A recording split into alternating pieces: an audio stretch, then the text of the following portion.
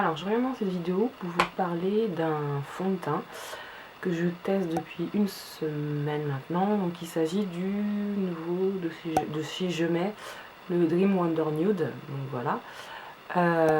J'ai décidé de vous en parler parce que en fait j'ai été assez étonnée et bluffée par ce fond de teint.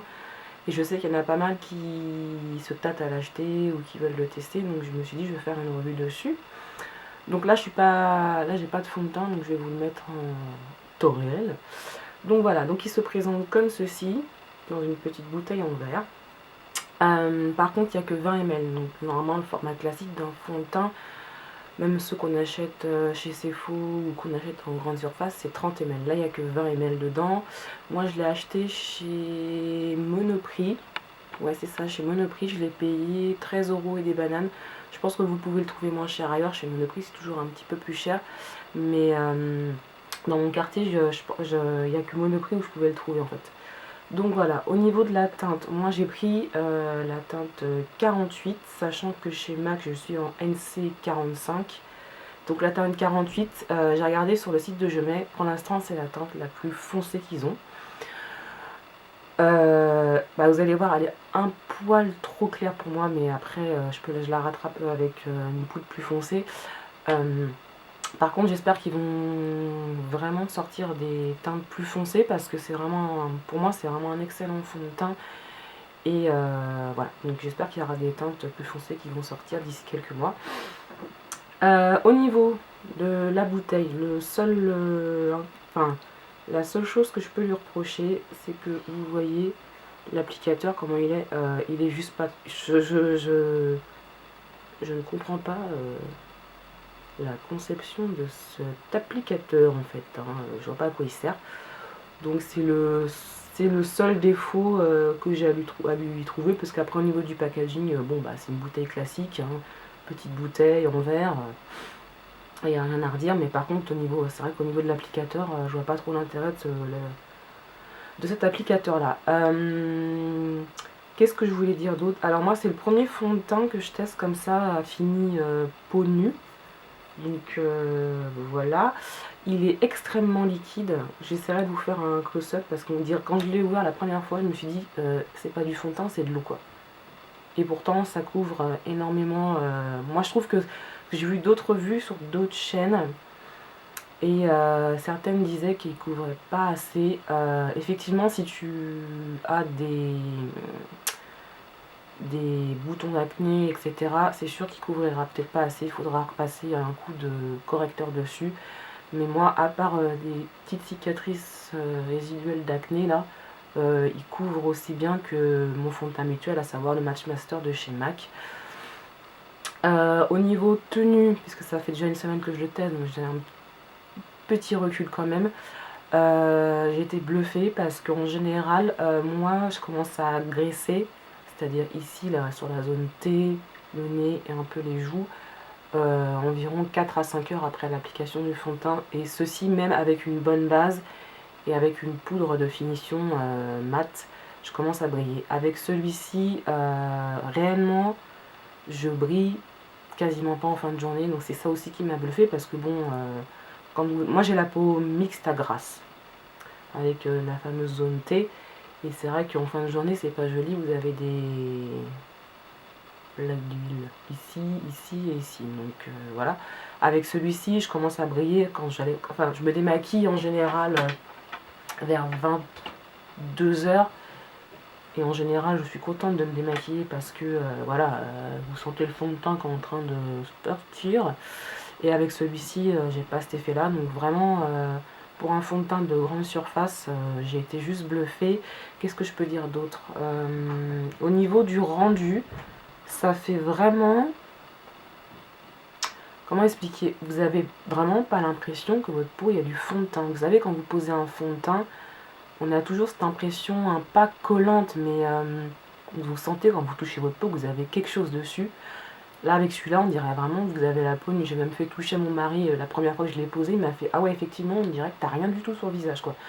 Donc ça aussi niveau confort c'est génial, quoique moi je suis habituée à avoir des fonds de teint assez épais et tout, mais là vraiment j'ai été super étonnée. Et pas de transfert, hein, j'ai envie de dire, mais bon, ça c'est normal, c'est une nouvelle génération de fond de teint, c'est quand même bien qu'il n'y ait pas de transfert. Hein. Et c'est tout, donc je vais l'appliquer.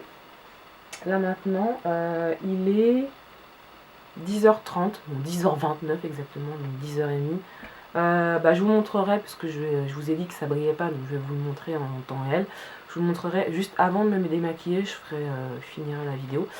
Voilà, et alors, au niveau des soins, je vais le tester dans les conditions habituelles, c'est-à-dire que j'ai mis ma crème de soin de chez Nuxe, la Aroma Perfection. Non, avant ça, j'ai sprayé mon visage avec ça.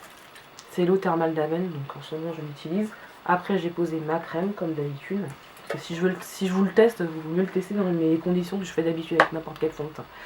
Ensuite, j'ai appliqué ma base de chez Kiko, la matte base. Oui, c'est ça, la matte base Corrector. Voilà. Et puis, voilà, on va le poser. Je vais utiliser mon F80. Ensuite, je vais poser mon anti-cerne de chez Revlon, comme d'habitude. C'est le Color Stay en teinte, je ne sais pas, en teinte 5 Medium Deep. Avec mon nouveau bébé, il est trop bien, de chez Sigma, c'est le P80. Je vous en reparlerai dans une vidéo parce qu'il est génial.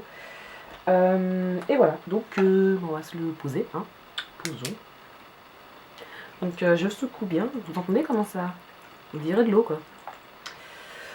Hop, évidemment je fais cette vidéo en étant habillée en blanc normal. Donc je vais le poser, hop. Je sens la catastrophe arriver. Je vais poser le faux comme ça. Attendez. Hop. Qu'est-ce que t'es mignonne comme ça. Donc vous voyez, il est assez. Je sais pas si on verra bien qu'il est très liquide, mais j'essaierai de. Ouais, vous voyez l'applicateur, je vois pas avec quoi il sert, parce que moi je m'en sers comme ça. Hop. Donc, il va paraître très clair, je suis sûre, à la caméra. Il n'est pas aussi clair en réel. Hein. Je vous rassure, je me plâtre pas la gueule. Mais tu as mis du plâtre. Oui, j'étais chez le roi Merlin.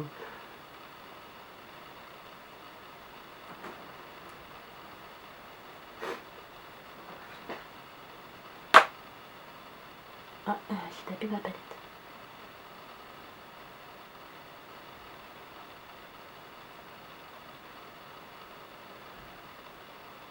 Donc vous voyez, il a un poil plus clair, mais il paraît plus clair encore à la caméra. Il n'est pas si clair que ça.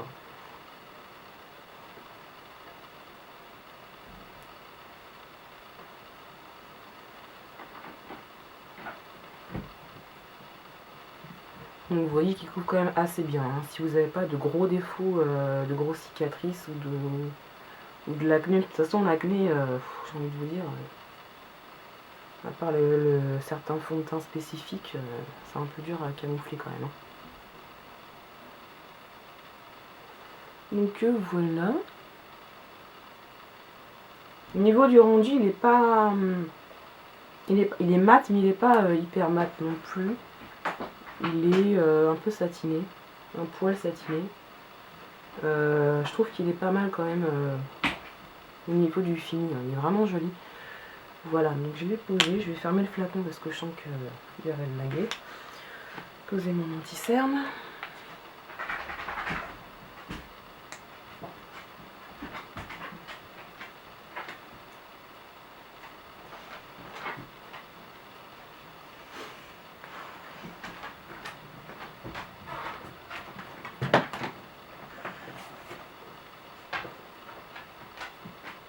Le pinceau que j'utilise, le P80, il est génial pour poser l'anti-cerne. Mais je vous en reparlerai dans une vidéo. J'ai commandé des pinceaux Sigma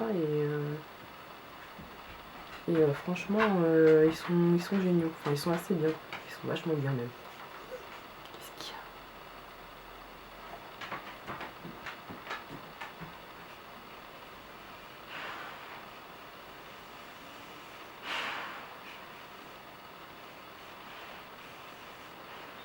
Voilà.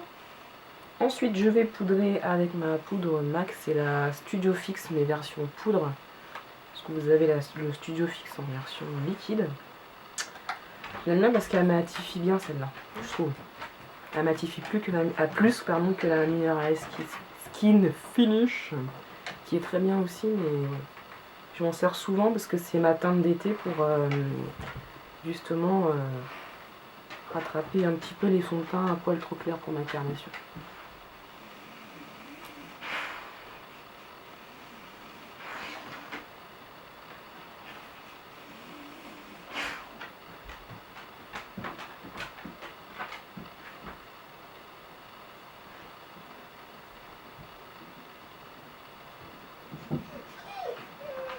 Qu'est-ce que t'as, chouchoute, là?